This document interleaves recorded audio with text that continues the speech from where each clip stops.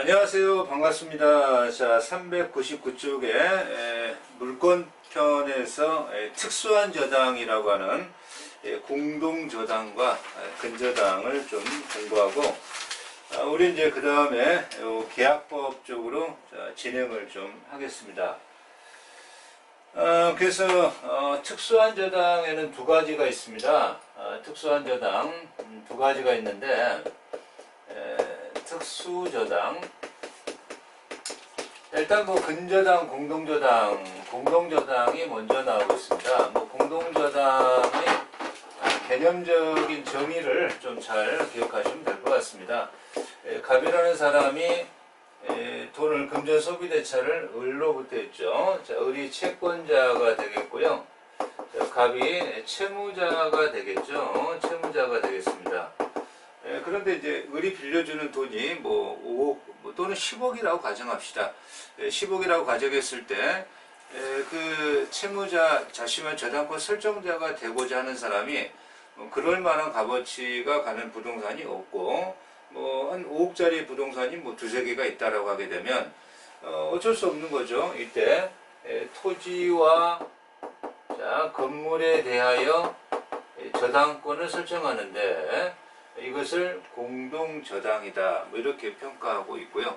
또 아니면은 토지를 저당권을 설정하는데 가치는 좀 된다 할지라도 이 토지가 사실은 뭐 최근에 호재가 있어서 뭐 이 5억짜리가 뭐 한 12억짜리가 되는데 호재가 또 사라질 수도 있는 거죠. 세상이라고 하는 것은. 그러면 가치가 하락이 될 수가 있으니까 그런 가치 하락에 대비한 위험의 완화죠. 위험의 완충작용. 뭐 좀 비싼 지역에 그 건물을 하나 또 담보로 맡겨라. 뭐 이런 시각으로 자, 교재에서 399페이지에 동일한 채권의 담보로, 동일 채권의 담보로, 그렇죠? 수필의 토지나 토지와 지상건물과 같이 수기 부동산의 저당권을 설정하는 것을 말하는데, 과연 이 공동저당이라고 하는 작용은 뭐냐라고 했을 때 하나의 부동산 가격의 하락에 대비한 하나의 완충적 작용이다. 이런 어떤 표현법이 나오고 있고요. 그래서 이제 성립에서 저당권 설정 계약과 저당권 설정 등기를 하게 되는데 각각의 저당권이 동시에 설정될 필요는 없고 추가 공동저당도 가능하다라고 하고요. 뭐 그런 공동저당의 개념을 우리가 좀 기억하시면 될 것 같고요. 두 번째로 나오는 게 근저당이라고 하는 게 나옵니다. 뭐 특수저당에 아무래도 그 근저당이 좀 더 굉장히 좀 중요한 의미를 갖고 있지 않느냐 이렇게 이제 평가할 수가 있죠. 근저당이라고 하는 것은 요 뿌리 근자를 써서요. 뿌리 근자를 써서 뿌리를 완화시킨 뭐 이런 어떤 측면이라고 보셔도 되고요. 이 부종성을 완화한 저당 뭐 이렇게도 평가할 수 있죠. 예컨대 A가 있고 자 B가 있고 금전 소비대차 1억을 빌려주고 여기에 저당권을 설정합니다. 아파트에 대해서 저당권자가 되고 저당권 설정자가 되겠죠. 저당권 설정자가 되겠고요. 그러면 1억이라고 하는 피담보 채권에 소멸하게 되면 저당권도 소멸하게 되는 겁니다. 그걸 우리는 부종성이라고 공부를 했습니다. 그런데 이 저당권자하고 저당권 설정자 사이에 좀 특수한 관계라고 표현할 수가 있을까요? 계속적 거래관계가 있다는 거죠. 계속적 계속적 거래관계가 있다. 그 계속적 거래관계가 무엇을 의미하느냐라고 했을 때, 뭐 할인 계약이라든가 당좌 대월 계약이라든가 예컨대 이 사람이 요 은행하고 계속적 거래 관계가 있고요. 자, 음을 발행합니다. 또는 뭐 수표를 발행합니다. 수표를 발행해서 또는 음을 발행해서 뭐 전전 유통이 되겠죠. C, D 그러다가 D가 은행에 지급 제시를 하게 됩니다. 지급 제시를 하게 되면 은행은 지급을 하겠죠. 지급을 하고요. 그리고 이 A라는 사람의 계좌에서 요 1억과 나머지를 이제 수수료를 인출해 가겠죠. 은행이 뭐 남는 게 있어야 되는 거니까.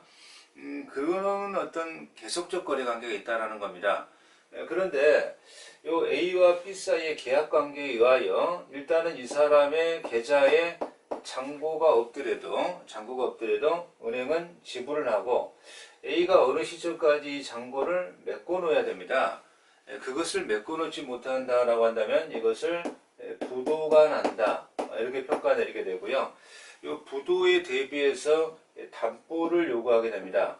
그러면은 이제 저당권이 아니라 이때는 요 계속적 거래 관계에 의하여 요 피담보 채권이 제로가 되더라도 저당권이 소멸하는 것이 아니라 그냥 유지되는, 그리고 뭐 피담보 채권과 변경 증감할 때마다 변경 등기가 필요 없게끔 하는 그러한 부종성을 좀 완화할 필요가 있다.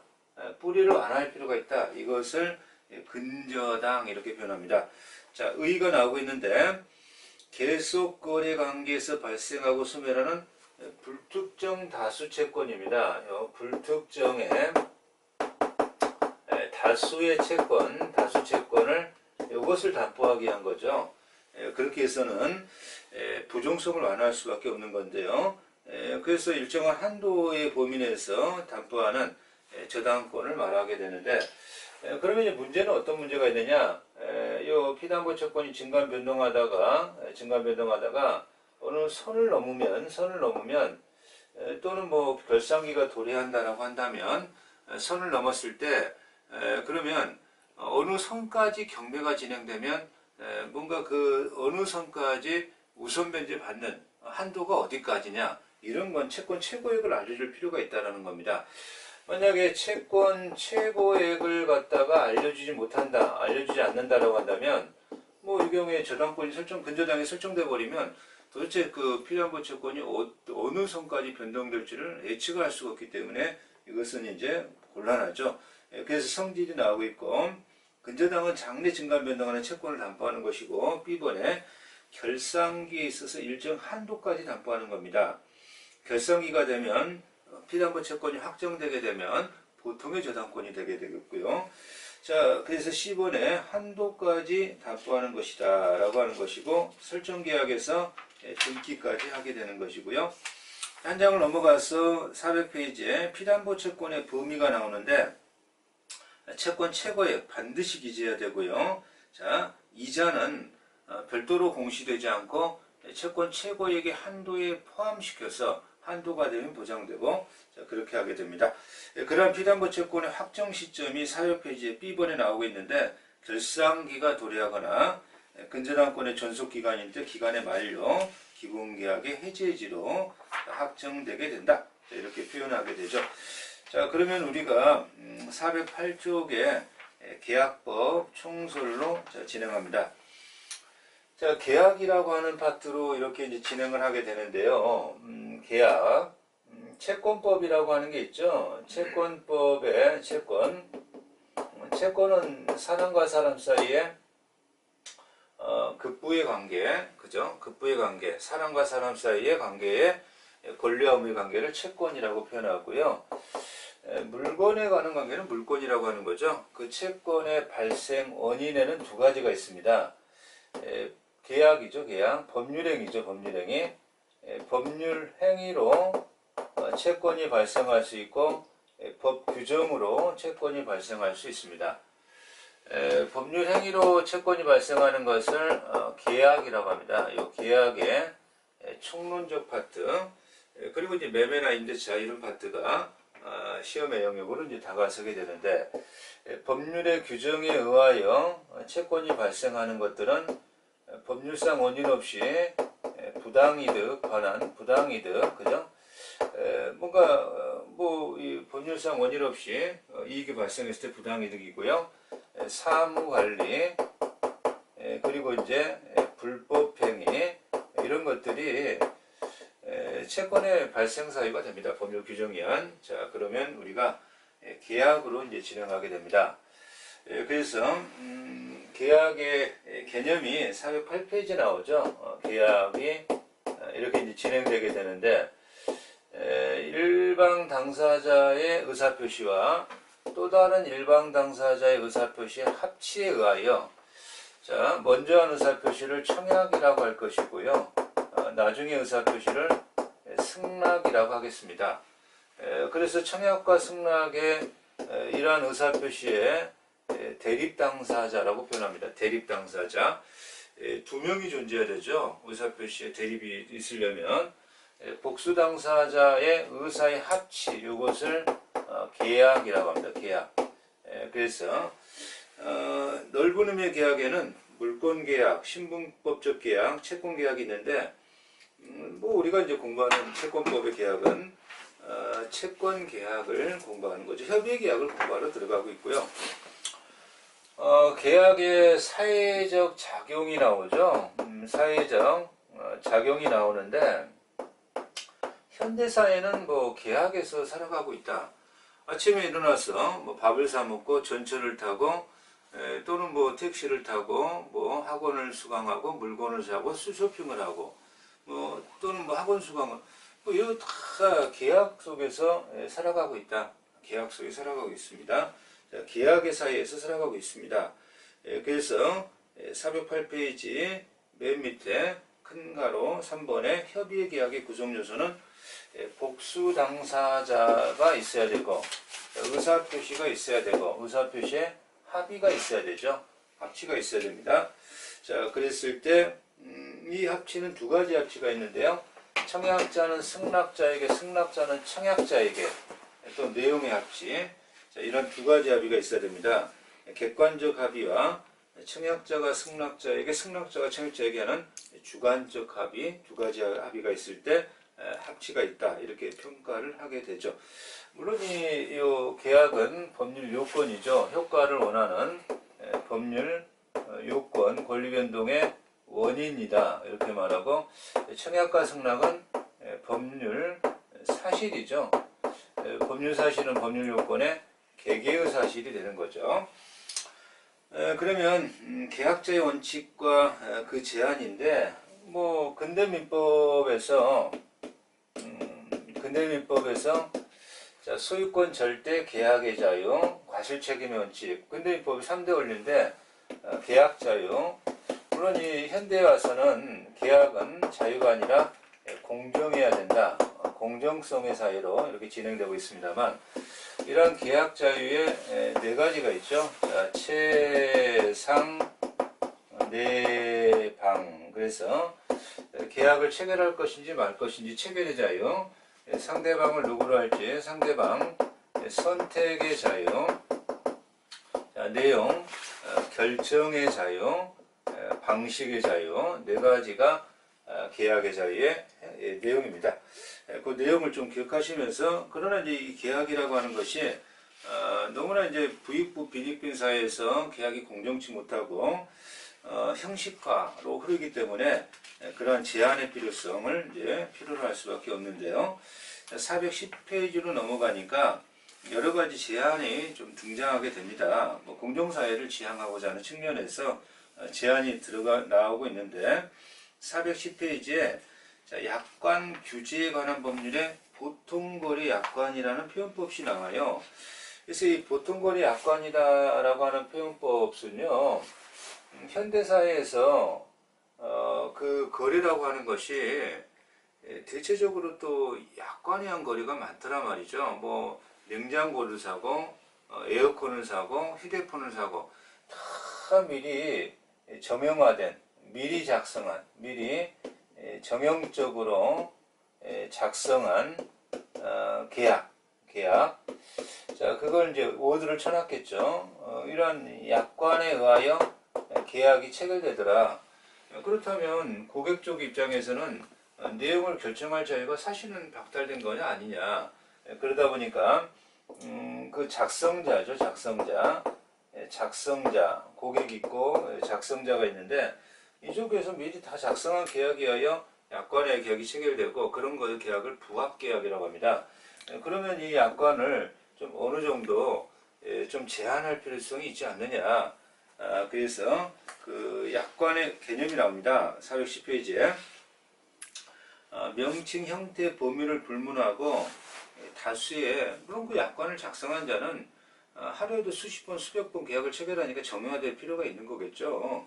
자, 미리 작성은 획일화된 계약인데 그 계약의 약관에 체결된 계약을 부합계약이라고 하고 고객 쪽에서 내용을 결정한 바가 없기 때문에 그러한 약관을 제안할 필요성이 있는데 411페이지에 과연 이 약관이라고 하는 것이 계약에 편입되는 이유가 뭐냐? 하나의 자치 규범이기 때문에 편입되는 것이냐? 아니면은 이 약관을 당사자 의사로 합의로 하기로 한 합의가 있기 때문이냐? 라고 하는 대립적 측면이 있습니다. 자, 학설이 여러 가지가 있는데 판례는 약관의 성질을 계약으로 보고 합의가 존재해야 되고, 자, 그래서 이러한 계약이 합의로 진행되기 위해서는 합의로 편입되기 위해서는 약관의 중요한 설명, 중요한 내용을 작성자가 설명하고, 자, 명시하여야 한다라고 평가하고 있습니다. 자, 그래서 교재에서도 명시 설명을 요한다 이런 표현법이 나오고 있는 거죠. 그래서 관련 판례가 나오는데 약관이라고 하는 그 밑줄 411페이지 중간에 법규범 성질을 가진 약관이 아니라 계약의 내용으로 포함시키기로 한 합의가 있었을 것이고, 그러한 합의가 있기 위해서는 작성자가 약관의 중요 내용을 설명하고 명시하여야 한다. 이런 어떤 판례가 나오고 있죠. 자, 그러한 어떤 의미를 자, 기억하시고, 그래서 명시 설명 의무가 있다라고 하는 거죠. 그러면 우리가 그 412페이지로 넘어가게 되면 그 모든 것들을 또 설명해야 되는 건 아니기 때문에 412페이지 B번에 거래상 일반적이고 공통된 것이어서 별도의 설명 없이도 상대방이 충분히 예상할 수 있거나, 또 뭐 그런 표현이 나오죠. 판례가 법령에 규정되어 있는 것을, 법령 규정을 되풀이하는 것에 불과하다라고 한다면 이것은 명시 설명 의무가 없다, 뭐 면제된다라고 표현할 정도로 표현할 수 있을 것이 되겠습니다. 그래서 관련 판례도 나오고, 자, 그러한 약관에 대하여 어떻게 해석해야 되느냐. 일단은 그 412페이지 약관의 해석 기준이, 자, 기업번의 통일적 해석입니다. 평균인의 고객의 이해 가능성을 기준으로 하되, 니은번 보니까 의심스러울 때는, 자, 그런 표현이 나오죠. 의심스러울 때는 고객이 아니라 작성자에게 불리하게, 의심스러울 때는 작성자에게 불리하게. 그리고 이 약관을 간통하는 전체적 지배 원리는 신의성실의 원칙입니다. 그리고 이제 뭐 맨 밑에 보니까 뭐 약관이 규정되어 있는데 이 약관에다가 약관이 이렇게 돼 있고 약관에다가 토시를 달았다 또는 개별약정이라고도 표현합니다. 개별약정이 약관에 우선하여 적용됩니다. 자, 그것을 개별약정 우선의 원칙, 자, 이렇게 표현하죠. 그래서 413페이지 보니까 이 계약의 약관을 지배하는 원리는 신의측의 원리고, 이 신의측에 있어서, 자, 위반한 조항들은 무효입니다. 무효인데, 이 무효라고 할 때 일부 무효일 때 원칙은 민법 130조가 전부 무효의 원칙인데, 이 약관에서는 약관 그 조항만 무효라는 점에서 일부 무효의 특례가 등장합니다. 특례. 자, 그런 점들을 기억하시면 되겠습니다. 자, 그러면 뭐 이런 내용들을 잘 정리를 잘 하시고요. 자, 계약의 종류가 413쪽에 나오고 있습니다. 자, 3번에 계약의 종류 이렇게 나오고 있는데, 일단 그 계약의 종류에서 큰 가로 1번에 전형 계약과 비전형 계약이다 이렇게 나오죠. 전형 계약이다, 비전형 계약이다 라고 하는 것인데요. 전형 계약이다 라고 하는 것은요, 전형 계약, 전형적이다 이런 어떤 의미도 있지만 이름 있는 계약, 우리 민법, 채권법, 계약 강론 파트에서 이게 계약이야 라고 민법이 규정하고 있는 이름이 있다. 유명하다라는 게 아니라 이름이 있다라고 하는 것을 유명계약, 이건 이제 전형계약이다 이렇게 말합니다. 14가지의 전형계약이 있는데 뭐 최근 몇 년 전에 여행계약이 이제 많이 또 융성하고 있고 발전하고 있다 보니까 15가지의 전형계약, 여행계약이 새로 이제 전형계약으로 편입됐고요. 뭐 대표적인 게 매매, 그죠? 임대차, 증여, 교환 뭐 이런 거죠. 소비대차. 그런데 그렇지 않고 뭐 숙박계약을 체결하니 이런 여러 가지들 뭐 그 전형계약이 아닌 계약들을 비전형계약이다 또는 무명계약이다 이렇게 말합니다. 그래서 우리 교재는 14가지 전형적 계약 이게 이제 15가지로 이제 확대가 됐습니다만 재산권 이전에는 매매, 뭐 대금이 금전일 때 매매라고 하고요. 증여는 한쪽만 주는 거죠. 대금이 안 넘어오고 물건을 줬는데 물건이 넘으면 교환이라고 표현하고요. 이것을 재산권 이전 이렇게 표현하고 재산권 이용 뭐 돈을 빌렸으면 그 돈을 쓰고 다른 돈 주면 되는 거. 그 돈 돌려주는 건 아니잖아요. 그걸 소비대차라고 하고요. 사용대차는 컴퓨터를 빌렸는데 무상으로 빌렸을 때 사용대차. 임대차는 차임을 줘야 임대차가 되겠죠. 자, 노무계약에 고용도금 이입임치가 있고요. 기타, 여행계약, 화해조합, 현상광고, 정신정기금. 자, 여행계약이 들어갔기 때문에 14종이 아니라 15종이 됐다는 거, 그거 하나 좀 기억하시고요.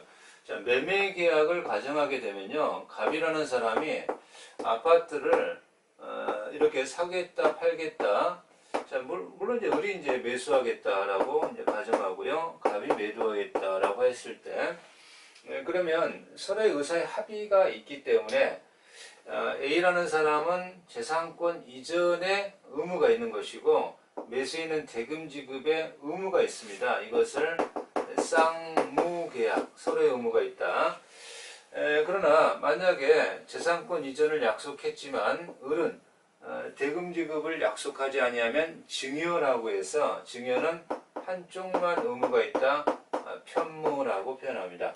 우리가 뒤에 가서 굉장히 중요한 내용들을 배우게 될 겁니다. 동시에 이행합시다라고 이행, 항변하는, 항변권 뭐 이런 거라든가 대가의 이험을 누가 부담합니까? 라고 하는 이런 것들은 쌍무계약에서 문제가 되고 편무계약에서는 문제되지 않습니다. 그런 것들이 좀 의미가 있는 것이고요. 자, 414페이지에 이 사람이 재산권 이전을 하게 되면 갑의 재산은 감소되고 을의 재산은 증가되고 을도 대금을 하면 재산이 감소되고 증가되고 자, 다시 말하면 이러한 대가에 출연을 한다는 거예요. 대가의 출연을 한다. 이것을 유상이라고 합니다. 유상. 그러나 만약에 증여라면 한쪽만 내고 대가 출연을 안 하겠죠. 이게 안 했다는 것은 무상입니다. 그럼 뒤에 가서 매매 파트에 매매의 유명한 담보 책임이라고 하는 건 이 담보 책임은 유상계약에만 준용 들어가게 됩니다. 그런 실리적 측면 때문에 이 계약들을 나눠보게 되는데요. 자, 낙성 414페이지에 합의만 있으면 성립하는 것을 낙성계약이다 이렇게 표현합니다. 교재로는 이제 4번이죠. 4번. 여기 2번이고 여기 3번이고 자, 합의만 있으면 성립한다. 낙성. 그죠? 낙성의 대립적 개념이 물건의 인도가 필요하다. 요물 이렇게 표현합니다. 매매계약은 청약과 승낙의 합의만 있으면 성립하는 낙성입니다. 그러나 계약금 계약입니다. 매매 대금의 계약금을 얼마나 하겠다. 계약금 계약입니다. 계약금 계약. 이 계약금 계약은 계약금이 현실적으로 지급이 되어야 성립합니다. 또는 대물 변제입니다. 대물 변제. 현실로 지급이 들어가야 됩니다. 인도가 들어가야 됩니다.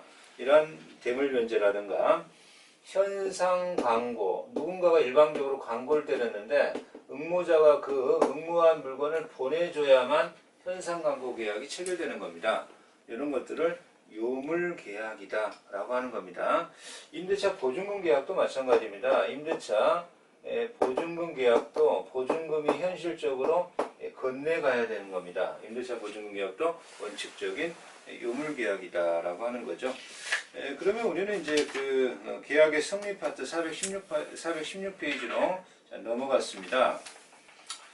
사실 뭐 계약의 성립이다라고 하게 되면요, 이렇게 계약의 성립이라고 하는 파트는 청약과 승낙입니다. A가 뭐 B가 있을 때 A의 아파트가 있다라고 하게 되면 5억에 팔지 않겠습니까? 라고 하는 의사표시를 청약이라고 말하고, 자, 5억이라면 팔겠습니다 라고 나중에 의사표시를 승낙이라고 표현하게 되면 의사의 합의가 있다 이렇게 보는 것인데, 이 계약의 성립은 청약과 승낙의 합치로 성립되게 되는 겁니다. 성립되게 되는 거예요. 그런데 청약이라고 하는 것은 법률 요건이 아니고 계약이 됐을 때 이게 권리 변동의 원인인 법률 요건이 되는 것이고요.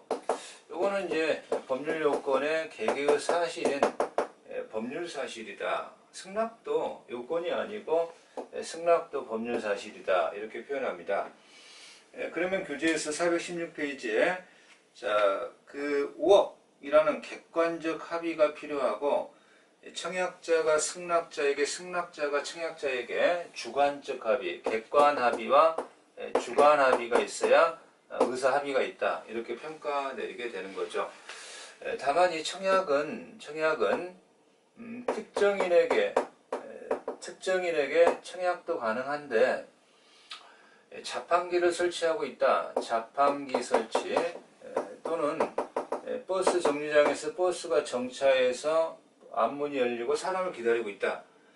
불특정 다수에 대한 청약이다. 이렇게 평가 내립니다. 불특정 다수에 대한 청약도 가능하다. 그러나 승낙은 청약자에게만 가능하니까 특정인에게만 가능한 것이고, 불특정 다수에 대한 승낙이라고 하는 개념은 존재하지를 않는다. 이렇게 말합니다. 자, 그것을 좀 기억하시면 되겠습니다. 417페이지에 그러한 표현법이 나오고 있죠. 그래서 이제 417쪽에 맨 위에 관련 판례 계약의 합의라고 하는 것은 계약의 모든 부분에 합의가 있어야 되는 건 아니고 중요 부분에 합의가 있어야 된다라고 하는 거 자 기억하시고요. 불합의라고 하는 것은 두 가지의 불합의가 있습니다. 합의가 안 됐다는 거죠. 합의가 안 됐다는 건데, 의식적 합의가 있고 무의식적 불합의가 있습니다. 무의식적 불합의라고 하는 개념에 밑줄이 쳐 있는데, 무의식적 불합의라고 하는 것은 합의가 되었다고 믿고 있지만 실제는 합의가 안 된 겁니다. 그런데 B라는 사람이 1만 달러의 자, 대금을 지급하겠다. 자, 이 사람이 1만 달러라고 했을 때 이 사람은 미화 아니면 홍콩 1만 달러로 생각하고 있습니다. 1만 달러, 그죠? 그럼 A는요, 이 사람이 1만 달러라고 하니까 미화 1만 달러를 말하는가 보다. 이건 이제 무의식적 불합의가 있는 거죠. 그런 어떤 무의식적 불합의가 있고요. 그렇다면 불합의와 착오의 구별이라고 하는 좀 어려운 문제가 나오고 있는데, 불합의는 합의가 안 된 겁니다. 계약이 성립이 안 된 겁니다. 착오라고 하는 것은 불합의는 아직 합의가 안 된 거예요. 그죠? 불합의는 합의가 없기 때문에 뭐 이것은 착오라고 하는 것은 이거는요. 계약이 불합의라고 하는 것은 성립 자체가 요건, 성립 그 법률행위에 우리가 민총에서 성립 요건 있고 효력 요건 있잖아요. 불합의는 성립이 안 된 겁니다. 착오는 성립은 하고 있는 거예요. 성립은 하고 진행을 했을 때, 자, 착오자가 인식과 이 착오자가 의혹한 사실과 그러한 결과 사실에 불일치가 있는 거죠. 따라서 착오는 불합의보다는 좀 더 진행된 상태라고 보는 겁니다. 불합의는 계약이 불성립한 것이고, 착오는 일단은 성립을 한 거죠. 성립을 한 것이고 효력 요건에서 문제가 발생한 것이다. 자, 그래서 청약 418페이지 청약이 나오는데, 청약은 의사표시다. 자, 419페이지에 중요한 포인트가 나오고 있는데, 청약의 이것은 특정인도 가능하고 불특정 다수에게도 가능하다. 승낙과 좀 대비된다. 이런 표현이죠. 그런데 우리는요, 그러한 청약에 있어서 청약을 유혹하는 유인이라고 표현합니다. 이게 청약인가, 청약의 유인인가, 이런 것들이 조금 문제가 되는데, 청약이라고 하는 것은 승낙만 있으면 바로 계약이 성립되는 구체적 확정적 의사표시인데, 청약의 유인은 그렇지 않죠. 그래서 419페이지에 사람을 구한다는 구인 광고, 물품 판매 광고, 카탈로그라고 하죠. 뭐 찌라시라고도 카탈로그, 그 여러 유명한 어떤 백화점에서 카탈로그 오잖아요. 신문에 삽지로 끼워가지고 상품 목록의 제시, 기차 시간표의 게시, 색방 광고는 청약을 유혹했으니까 상대방이 하는 것을 청약으로 보게 되는 거죠. 그러나 자동 판매기의 설치라든가 정찰 상품을 붙이는 상품의 진열, 버스 정류장에서의 정차 이런 것들은 청약이다 라고 하는 것을 좀 구별하시면 되겠습니다. 자, 청약이라고 하는 것은 청약을 했죠. B가 청약자니까 자, B의 입장에서 청약을 했습니다. 그럼 청약도 상대방의 도달주의 원칙이니까 도달해야 됩니다. 도달하면 청약이 없던 걸로 하겠습니다 라고 할 수는 없는 겁니다. 철회가 제한되게 됩니다. 철회 제한, 그죠? 도달을 하게 되면 철회가 제한된다. 자, 그것을 청약의 구속력 이렇게 표현합니다. 그 청약이 도달하여 효력을 발생할 때 청약자가 임의로 처리하지 못한다. 상대방이 동의를 하면 되겠다 이런 얘기가 되겠지만 그것을 청약의 구속력이라고 표현하게 되고요. 자, 한 장을 넘어가 보시면 420페이지에 승낙이 나오는데 승낙은 그죠? 청약의 상대방이 청약에 응하여 상대방의 계약을 성립시킬 목적에 하답하는 의사표시죠. 그렇죠? 자, 그런데 기억번에 승낙은 특정의 청약자에 대해서 해야 한다. 자, 그래서 불특정 다수에 대한 승낙이라고 하는 개념 자체가 성립될 수 없다라는 것은 이건 굉장히 좀 중요한 의미를 갖고 있고요. 시험적인 측면에서. 자, 그래서 이 승낙은 청약과 일치하고 법률 사실이고 그런 어떤 경우에 이 승낙이라고 하는 것은 묵시적 의사표시로도 가능할 것인데 그런데 이제 승낙 적격이라고 하는 조금 어려운 영역으로 이제 이렇게 나오고 있습니다. 자, 청약자죠. B가 청약자로 우리가 그림을 그리고 있으니까 청약자가 이 기간 동안에 승낙을 좀 해주세요 라고 기간을 정했다는 겁니다. 그러면 이 기간 동안에 승낙이 좀 도달을 좀 해주세요. 승낙을 좀 해주세요. 자, 이 기간 안에 승낙이 있어야 계약이 성립되는 효력을 승낙 적격이라고 하는 거죠. 이 기간 동안에 승낙이 없었다면 계약이 체결되지 않는 거죠.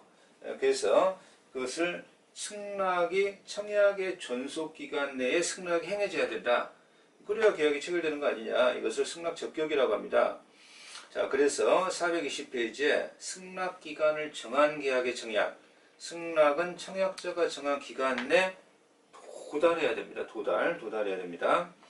자, 그래서 421페이지에 그 기간을 경과의 승낙이 도달하면 계약은 성립되지 않을 거다. 그러면 이 기간이 정했는데 이 기간을 경과해서 승낙이 있으면 자, 이제 청약자가 계약이 성립시키는 힘은 없고 새로운 청약으로 자, 승낙 적격 기간 내에 도달해야 되는데 기간 외에 도달하게 되면 계약을 성립시키는 효력은 없죠. 계약은 성립이 안 됩니다. 그러면 이 승낙을 청약자가 새로운 청약으로 보고 여기에 대해서 승낙을 해서 다시 계약을 성립시킬 수는 있기는 하다라고 하는 겁니다. 자, 그런데 이제 421페이지에 이 10번이 조금 어려운데요. 승낙 통지가 기간 내 도달되도록 발신되었음에도 불구하고, 그러면 원칙 요 격지자 사이의 계약의 효력은 발신주의로서 이렇게 나타난다라는 민법의 조문이 있거든요. 그럼 그것과 이 승낙적격과의 관계는 어떻게 될 거냐?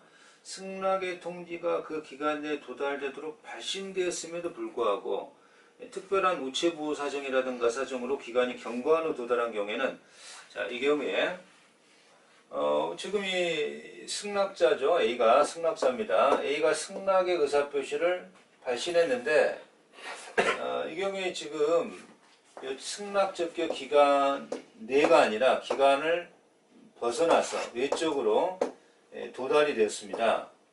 근데 청약자가 지금 요걸 읽어보니까 이 사람의 지금 승낙이 제 기간에 도달될 수 있었을 거였다는 거예요.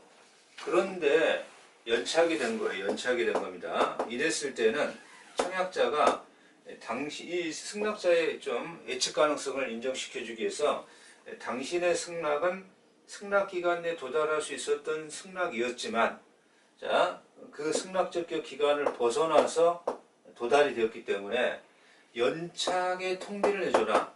연착의 통지를 해줘라. 아니면 청약자가 제가 언제까지 승낙을 해달라고 이렇게 계약을 지금 청약을 했는데 승낙 적격 기간 정해서 했는데 왜 이렇게 지연됩니까? 왜 이렇게 지연됩니까? 라고 지연의 통지를 좀 해줘라. 청약자가. 왜냐하면 제 기간에 도달할 수 있었던 승낙이었으니까. 그러면 이렇게 되면 그죠? 이렇게 해주면 계약은 체결되지 않습니다. 계약은 체결되지 않습니다. 체결되지 않습니다. 그러나 청약자가 제 기간에 도달할 수 있던 승낙이었는데 이렇게 연착이 된 건데, 연착의 통지나 지연의 통지를 하지 않으면 연착되지 않은 겁니다. 연착되지 않고 제 기간에 들어온 겁니다. 제 기간에. 그럼 계약은 성립으로 가버립니다. 성립으로 간다라는 거예요. 이 내용이 우리 법조문이 조금 상충되게 어렵게 되어 있으니까 이렇게 이해하시면 되겠습니다. 자, 그래서 421페이지 맨 밑에 격지자 사이 계약의 성립은 승낙의 통지를 발송한 때라는 거, 이거 하나 꼭 기억하시고요. 자, 그러면 이번 강은 여기서 마치겠습니다. 수고하셨습니다. 네, 수고.